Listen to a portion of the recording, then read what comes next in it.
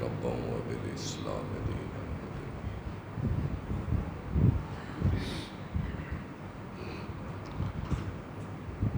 الحمد لله نحمده ونستعينه ونستغفره ونؤمن به ونتوكل عليه ونعوذ بالله من شرور أنفسنا ومن سيئات أعمالنا من يهده الله فلا مضل له ومن يضلله فلا هادي له وأشهد أن لا إله إلا الله وأشهد أن محمدًا عبده ورسوله اللهم صل على محمد وعلى آل محمد كما صليت على إبراهيم وعلى آل إبراهيم إنك حميد مجيد اللهم بارك على محمد وعلى آل محمد كما باركت على إبراهيم وعلى آل إبراهيم إنك حميد مجيد أما بعد فإن خير الحديث كتاب الله وخير الهدي هدي محمد صلى الله تعالى عليه وآله وسلم وشر الأمور محدثاتها وكل محدثة بدعة وكل بدعة ضلالة وكل ضلالة في النار أعوذ بالله من الشيطان الرجيم بسم الله الرحمن الرحيم الحمد لله رب العالمين الرحمن الرحيم مالك يوم الدين إياك نعبد وإياك نستعين اهدنا الصراط المستقيم صراط الذين أنعمت عليهم غير المغضوب عليهم ولا الضالين آمين۔ تعریف ہے رب ذوالجلال کی عالی ذات کے لیے، درود و سلام سید القونین امام الحرمین حضرت محمد کریم صلی اللہ تعالی علیہ تحیت و سلام کی مبارک ذات پر۔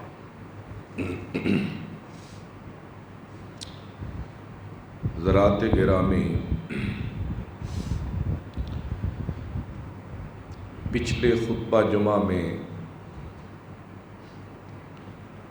میں نے آپ حضرات کی خدمت میں نماز کی اہمیت کے عنوان پر اپنی معروضات پیش خدمت کی تھی، اور اپنی بات کو میں نے یہاں چھوڑا تھا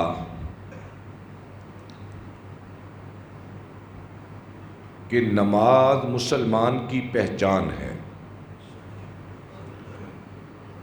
مدینے کے منافقین کو اپنے آپ کو مسلمان کہلوانے کے لیے یا مسلمانوں میں اپنے آپ کو شمار کروانے کے لیے نماز میں مسلمانوں کے ساتھ شامل ہونا پڑتا تھا، لیکن وہ اللہ کی بندگی سمجھ کر نماز نہیں پڑھتے تھے۔ اور نہ اسلام کا فریضہ جان کر ادا کرتے تھے۔ وہ تو اس لیے پڑھتے تھے کہ پکے مسلمان ہمیں بھی مسلمان سمجھیں۔ اندر سے ان کا نہ نماز پر یقین تھا اور نہ اللہ اور اس کے رسول کے حامی تھے، اور ان کی نماز کی کیفیت اللہ نے اس طرح بیان فرمائی، وَإِذَا قَامُوا إِلَى الصَّلَاةِ قَامُوا كُسَالَىٰ، کہ جب اذان ہو جاتی ہے تو یہ منافق نماز کی طرف بددلی سے جاتے ہیں اور مجبوراً جاتے ہیں اور بڑے سست جاتے ہیں۔ اور ایک جگہ پر، دوسری جگہ پر الذین هم یراؤون ویمنعون الماعون، کہ یہ لوگ تو صرف دکھلانے کے لیے جاتے ہیں۔ اس سے اہمیت کا اندازہ ہوتا ہے کہ جو شخص نماز نہیں پڑھتا اس کی کیفیت کیا ہوگی۔ اور اسی لیے کہا گیا کہ آدمی اور کفر کے درمیان یہ نماز ہے، نماز بیچ سے نکل جائے تو آدمی کفر کی سرحد پہ آ کے کھڑا ہو جاتا ہے۔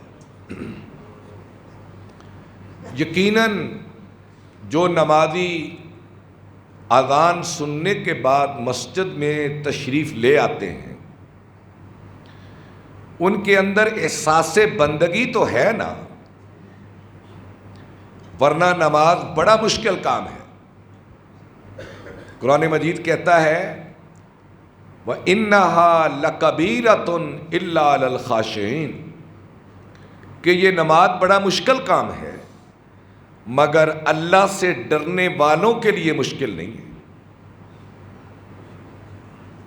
جو شخص بھی اذان سن کر نماز کے لیے کھڑا ہو جاتا ہے، ہم یہ ضرور مانیں گے کہ اس کے اندر اللہ کی بندگی کا احساس ضرور ہے، اس لیے اٹھتا ہے، اپنا کام کاج چھوڑتا ہے، اپنی دکانداری چھوڑتا ہے، اپنی مصروفیات کو چھوڑتا ہے، اپنی محبت کے سارے رشتوں کو چھوڑ کے وہ مسجد کی طرف چلا آتا ہے۔ اس کے اندر ایک بات تو ہے نا، لیکن اس سے آگے ایک بات ہے جو میں آج کے خطبے میں عرض کروں گا۔ آگے اس سے وہ بات ہے کہ باوجود اس کے کہ وہ یہ نہیں جانتا کہ میں نماز میں پڑھتا کیا ہوں۔ کوئی نمازی الا ماشاء اللہ یہ جانتے ہیں کہ میں نماز میں پڑھ کیا رہا ہوں یا اس کا ترجمہ کیا ہے یا اس میں پکار اللہ کی کیا ہے، الا ماشاء اللہ۔ اور زیادہ نمازیوں کی تعداد اس کو نہیں جانتی کہ میں نماز کے اندر پڑھ کیا رہا ہوں۔ اور اگر ایک نمازی کو یہ پتہ چل جائے کہ میں ہاتھ باندھ کر اللہ کے دربار میں، اللہ کی بارگاہ میں پڑھ کیا رہا ہوں، تو اس کے مفہوم کو جانے گا جب، اور اس کے دل و دماغ پر جب اس کے اثرات آئیں گے تو پھر اس نمازی اور اس نمازی کے اندر بڑا فرق ہوگا۔ اس کے ایمان کی کیفیت اور ہوگی اور سمجھ کر نماز کو پڑھنے والے نمازی کی کیفیت اور ہوگی۔ اور اسی لیے وہ صحابہ کی جماعت یا اس کے بعد کے لوگ جو اس نماز کو سمجھ کر پڑھتے تھے، ان کی نماز انہیں بے حیائی کے کاموں سے روکتی تھی۔ قرآن مجید کی آواز ہے نا، ان الصلاۃ تنہی عن الفحشاء والمنکر، کہ یہ نماز تمہیں فحاشی، بے حیائی اور عریانی کے کاموں سے روکتی ہے۔ جب اس کو آدمی سمجھ کر پڑھے گا تو اس کا نام ہوگا اقامت نماز، نماز قائم کی ہے اس نے. اور جب بھی مسلمان نماز کی اقامت کرتا ہے، اس کو قائم کرتا ہے، تو اس وقت یہ یقیناً آدمی کی طبیعت پر اس کے اثرات ہوتے ہیں. پھر نماز ایک بریک کا کام دیتی ہے کہ جہاں برائی کا دروازہ شروع ہوتا ہے یہ اس کو وہاں روک لیتی ہے. بس بھائی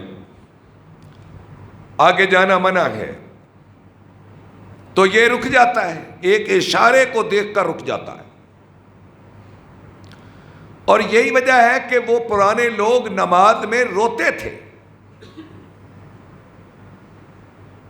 اس لیے کہ وہ اس میں کی جانے والی تلاوت اور قرآت کے مفہوم کو جانتے تو ان کی چیخیں نکل جاتی تھی. آپ صحابہ کی نمازوں کو ذرا پڑھیں اور خشوع اور خضوع اور جاننے کی نماز کو دیکھیں اور نہ جاننے کی نماز کو آپ دیکھ لیں. تو اس لیے میں آج نماز کے ترجمے سے آپ کو آگاہ کروں گا، اور پھر دیکھیں اس میں اندر ہے کیا. نماز کے لیے جو پکار ہے وہ اس سے شروع کرتے ہیں. نماز کی پکار کیا ہے؟ اللہ اکبر. اللہ سب سے بڑا ہے، پھر اللہ اکبر، اللہ سب سے بڑا. یہ بات، یہ پکار، یہ مؤذن کی آواز نے یہ کہہ دیا کہ اس کائنات میں خدا سے بڑا کوئی نہیں ہے. اور اے مسلمان، جتنے دنیا میں خدائی کے دعوے دار ہیں اور جتنے دنیا میں بڑے بنے بیٹھے ہیں، وہ دنیا کی محبت کے بت ہیں. دکان کا بت، کاروبار کا بت، کارخانے کا بت، اولاد کا بت، بیوی کا بت، اور دیگر دنیا میں محبت کے جتنے رشتے ہیں جن کی خاطر انسان اللہ اکبر کی آواز کو خاطر میں نہیں لاتا، جن کی خاطر اتنی بڑی صدا کو خاطر میں نہیں لاتا، وہ اس کے خدا ہیں، وہ میرے خدا ہیں. کہ مؤذن کہتا ہے اللہ بہت بڑا ہے، اللہ بہت بڑا ہے، پھر کہتا ہے اللہ بہت بڑا ہے. میں یہ آواز سن کر جب اپنی جگہ سے ہلتا نہیں، یہ آواز مجھے ہلاتی نہیں، یہ میرے اندر ایک اضطراب کی کیفیت پیدا نہیں کرتی اور مجھے مجبور نہیں کرتی مسجد کی طرف آنے کے لیے، تو گویا میں نے اس کے مقابلے میں ان چیزوں کو خدا بنا رکھا ہے. خاص بھی ایک خدا ہے.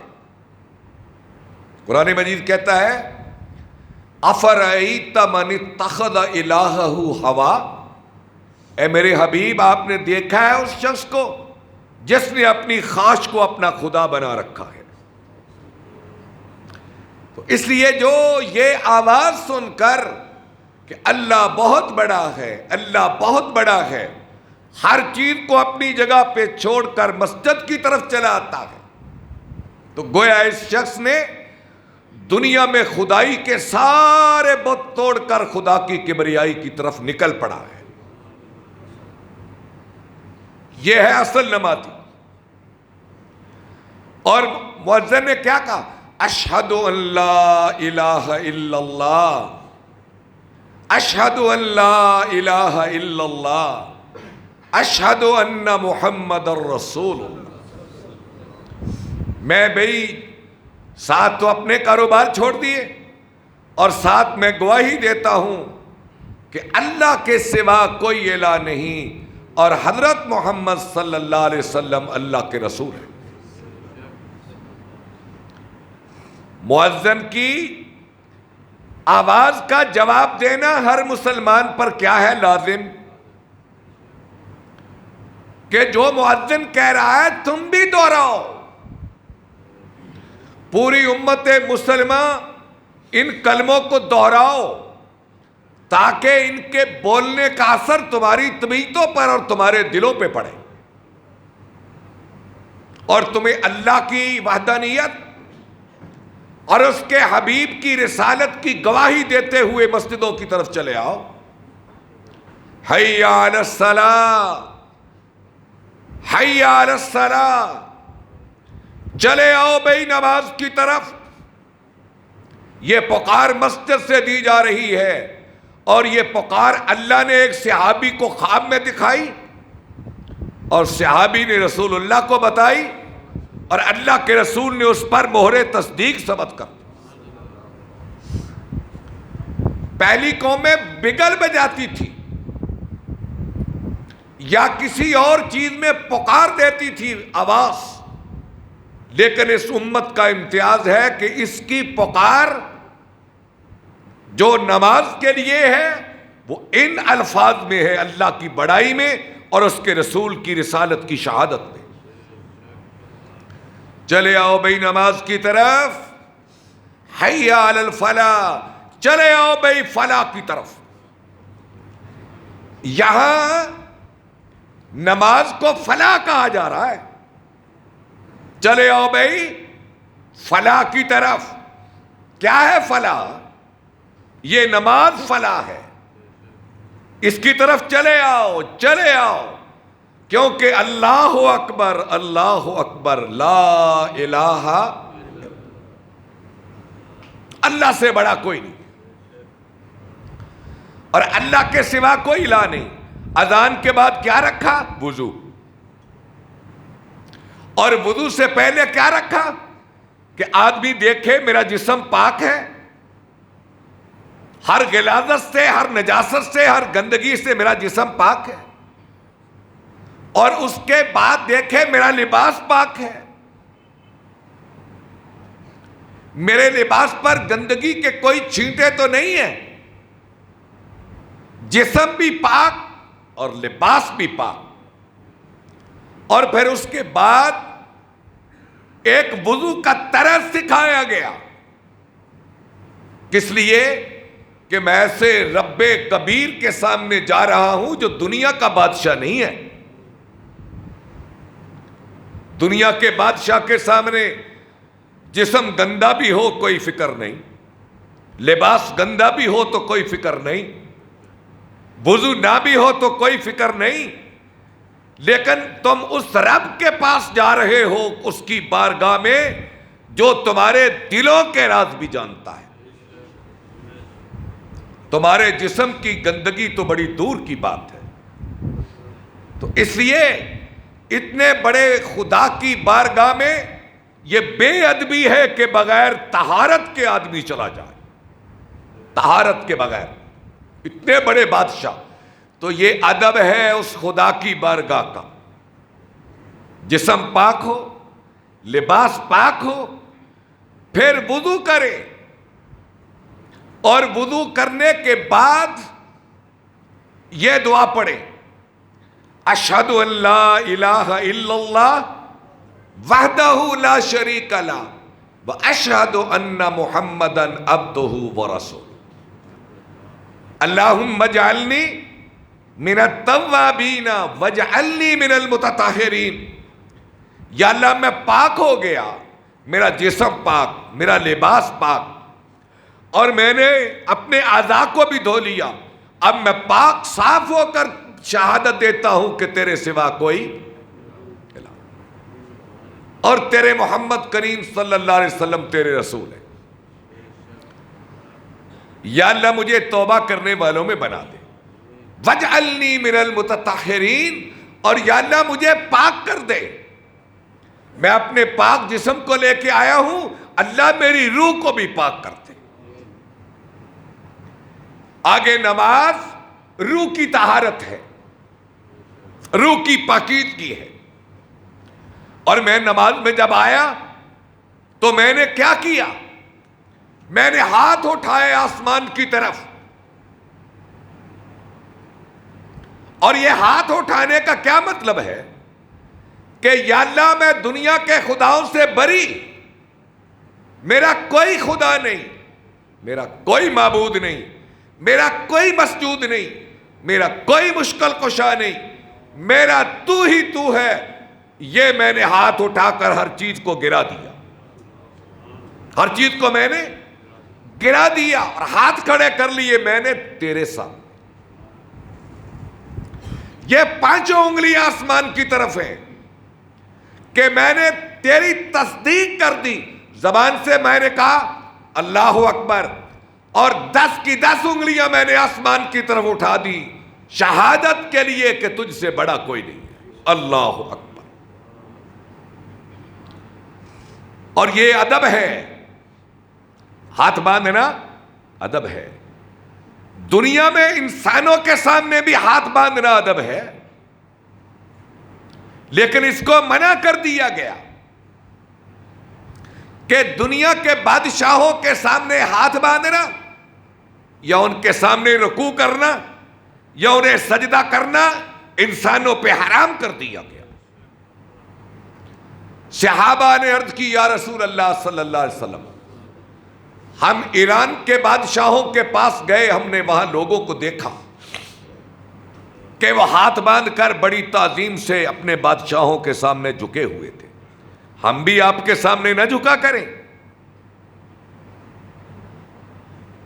آپ نے فرمایا میرے صحابہ، یہ میرے اللہ کے سوا کسی کے لیے جائز نہیں ہے، اللہ کے سوا کسی کے لیے جائز نہیں ہے۔ اور جب ہم یہاں کھڑے ہوئے تو ہم نے کیا پڑھا؟ سبحانک اللہم و بحمدک و تبارک اسمک و تعالی جدک ولا الہ غیرک۔ کیا کروں میں؟ نماز تو پوری توحید کی تصویر ہے، نماز توحید کی پوری تصویر اور شکل ہے کہ اے اللہ تو پاک ہے اپنی تعریف کے ساتھ، تیرا نام برکت والا، تیری ذات بڑی اونچی، تیرے سوا کوئی الہ نہیں۔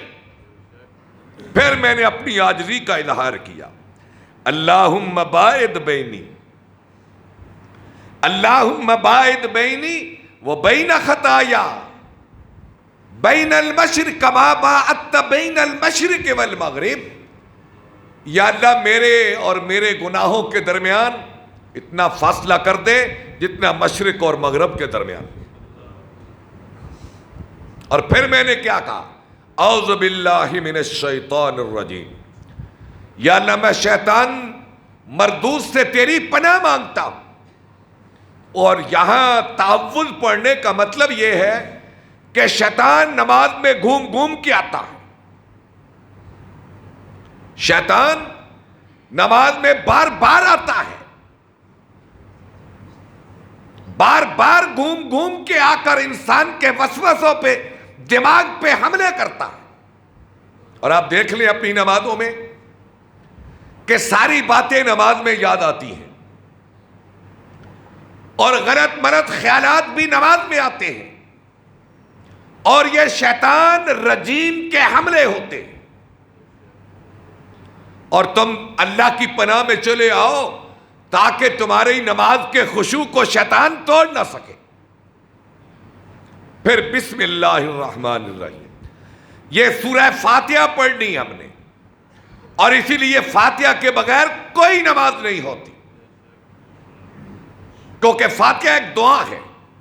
الحمدللہ رب العالمین، سب تعریف دو جہان کے رب کے لیے، الرحمن الرحیم جو رحمان بھی ہے، اور مالک یوم الدین جو قیامت کے دن کا مالک ہے۔ یہ اللہ کی تعریف کر لی، اب ہم نے کیا مانگا؟ ایاک نعبد و ایاک نستعین، یا اللہ ہم تیری عبادت کرتے ہیں اور تجھی سے ہی مدد مانگتے ہیں۔ اہدنا الصراط المستقیم، یا اللہ ہمیں سیدھی راہ دکھا دے۔ اور سیدھی راہ کون؟ صراط الذین انعمت علیہم، یا اللہ ان کی راہ جن پر تیرے انعام ہوئے، تیرے نبی کے اصحاب، اولیاء کرام، محدثین اعظام، یا اللہ ان کی راہ ہمیں دکھا دے، اور ان کی راہ سے ہمیں بچانا جن پہ تیرا غضب ہوا۔ اچھا بھی دیکھیں، ایک آدمی فاتحہ شریف نماز میں پڑھتا ہے، اسے یہ ترجمہ آتا ہو اور وہ پورے خشوع سے اللہ کی بارگاہ میں کھڑا ہو، اس کی طبیعت پہ کیا اثرات آتے ہیں؟ ذرا اس کو منطبق کر کے دیکھو کبھی، رات کی نماز میں یا فرض نماز میں ان فاتحہ کو پڑھتے پڑھتے اس کے ترجمے پر غور کرتے آئیں اور پھر ایک صورت میں لائیں، والعصر، زمانے کی قسم، ان الانسان لفی خسر، کہ سارے انسان گھاٹے میں، الا الذین آمنوا وعملوا الصالحات، سوائے ایمان والوں کے اور نیک کام کرنے والوں کے، وہ گھاٹے میں نہیں ہے۔ وتواصوا بالحق، اور وہ گھاٹے میں نہیں جو ایک دوسرے کو خیر کی باتیں بتاتے ہیں، اور وہ گھاٹے میں ہیں جو ایک دوسرے کو شرارت کی بات سمجھاتے ہیں۔ یہ ترجمہ۔ اور پھر میں نے کہا اللہ اکبر، اور میں رکوع میں جھک گیا، اور وہاں میں نے کیا کہا؟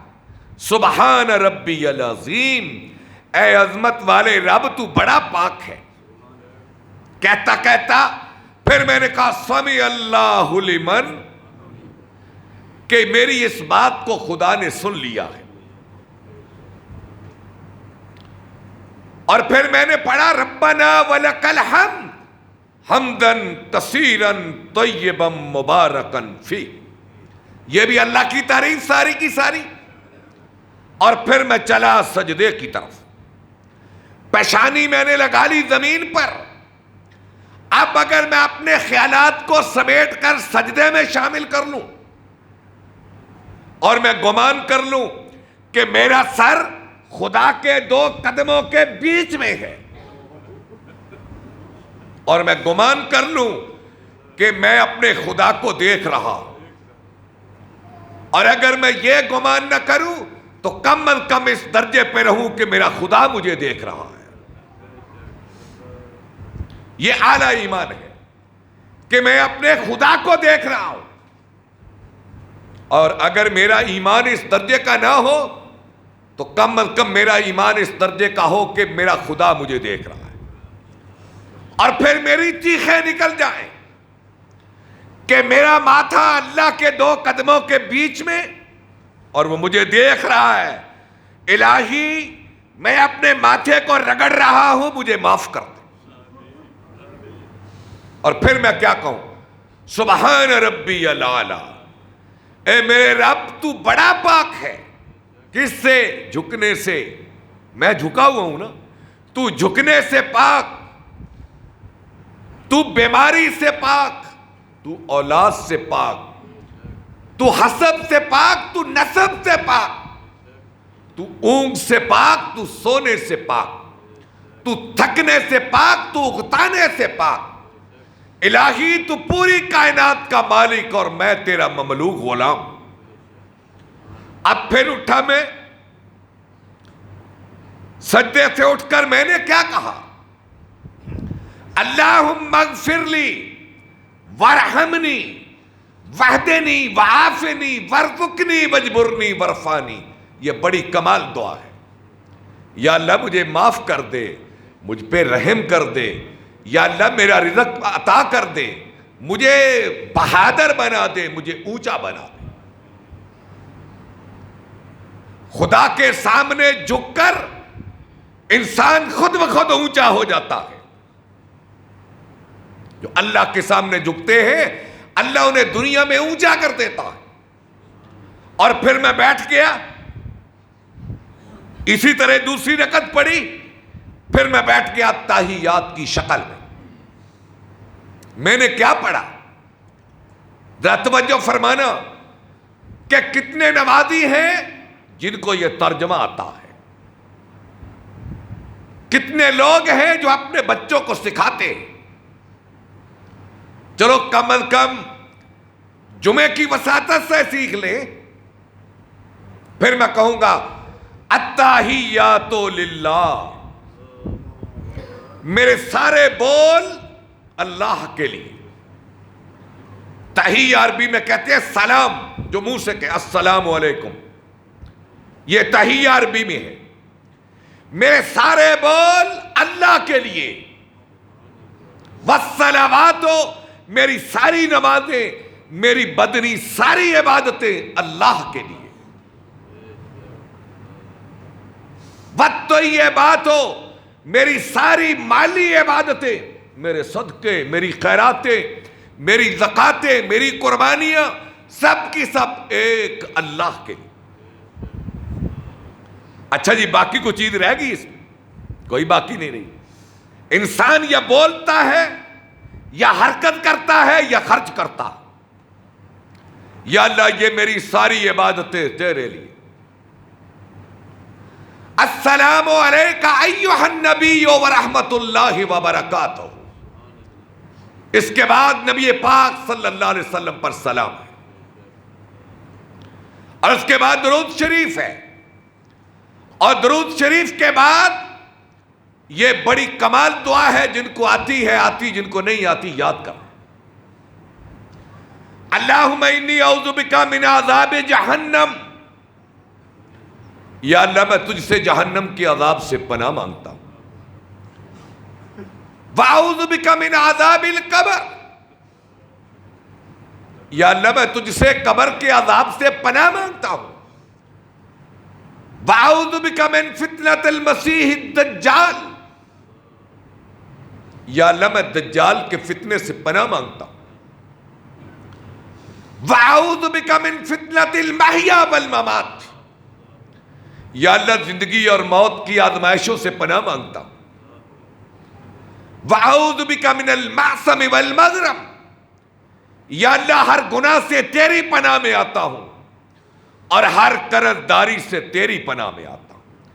قرض دنیا میں بہت بڑی مصیبت ہے. آپ کبھی مقروضوں سے پوچھ کر دیکھیں، جن کے پاس اسباب نہ ہوں، وسائل نہ ہوں، اور پھر مقروض ہو جائیں، ان کی بے چینی اور دکھ کو وہی جانتا ہے. نماز میں قرض داری سے پناہ مانگے. اور پھر ہم نے کیا کیا؟ اپنی دائیں جانب میں نے کہا السلام علیکم ورحمت اللہ. اس کے ترجمے پہ غور کریں. دائیں جانب سلامتی ہو جو بھی کائنات میری دائیں جانب ہے. کیسی نماز ہے؟ سلامتی ہو یہ میرے دائیں جانب جو نمازی ہیں، اور انتہائے نظر تک جو بھی کائنات میری دائیں جانب ہے اس پہ سلام ہو. اور پھر میں نے بائیں جانب کہا السلام علیکم ورحمت اللہ، جو میری بائیں جانب جتنی بھی کائنات اور انسان ہے ان پہ سلام ہو. اب اندازہ کریں نماز سے بہترین بندگی اور عبادت کا کوئی طرز ہے؟ اچھا، میں وقت زیادہ ہو رہا ہے، میں نے ایک دعا کا ترجمہ سنانا تھا. یہ تو ہو گئی نماز، یہ تو ہو گئی نماز. لیکن جب ظہر پڑی، عصر، مغرب پڑی، عشاء، ساری نماز ایک طرح کی ہے. لیکن رات کے اختتام پر سونے سے پہلے ہم آخری نماز پڑھتے ہیں، وتر کی نماز. اور وتر کی نماز میں ایک الگ دعا ہے جو دیگر نمازوں سے، جسے دعائے قنوت کہتے ہیں. دعائے قنوت دو ہیں، دونوں پڑھی جا سکتی ہیں اور ایک بھی پڑھی جا سکتی ہے. ایک حضرت عمر سے نقل ہے اور ایک حضرت حسن سے نقل ہے. میں وقت تھوڑا ہے، میں دو دعاؤں کا ترجمہ سناتا، لیکن ایک دعا کا ترجمہ سنا کے اپنی بات کو ختم کرتا. جن کو آتی ہے ٹھیک، جن کو نہیں آتی یاد کریں اور اس کا ترجمہ سنیں. اللہم اہدنی فی من ہدیت، اے اللہ مجھے اس طرح ہدایت دے جس طرح تو نے اپنے نبیوں کو ہدایت دی، جس طرح تو نے ہدایت یافتہ انسانوں کو ہدایت دی، مجھے ہدایت اس طرح دے دے۔ وَعَافِنِي فِي مَنْ عَافَيْتَ، یا اللہ مجھے اس طرح معاف کر دے جس طرح تو نے اپنے برگزیدہ بندوں کو معاف کیا تھا۔ وَتَوَلَّنِي فِي مَنْ تَوَلَّيْتَ، یا اللہ تو میرا اس طرح دوست بن جا جس طرح اپنے نیک بندوں کا دوست بنتا ہے۔ وَبَارِكْ لِي فِي مَا آتَيْتَ، یا اللہ تو نے جو مجھے دے رکھا ہے اس میں برکت کر دے۔ وَقِنِي شَرَّ مَا قَضَيْتَ، یا اللہ جو میرے حق میں شر کے فیصلے ہو چکے ہیں مجھے اس سے بچا لے۔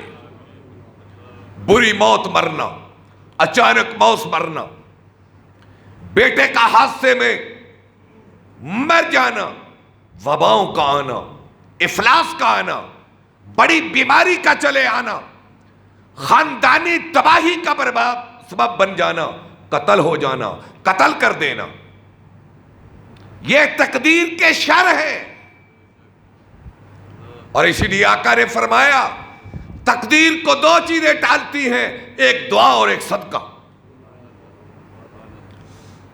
اور یہ دعائے قنوت کے ذریعے اپنی تقدیر کے شر سے بچنے کی خدا کی بارگاہ میں دعا کریں۔ وَقِنِي شَرَّ مَا قَضَيْتَ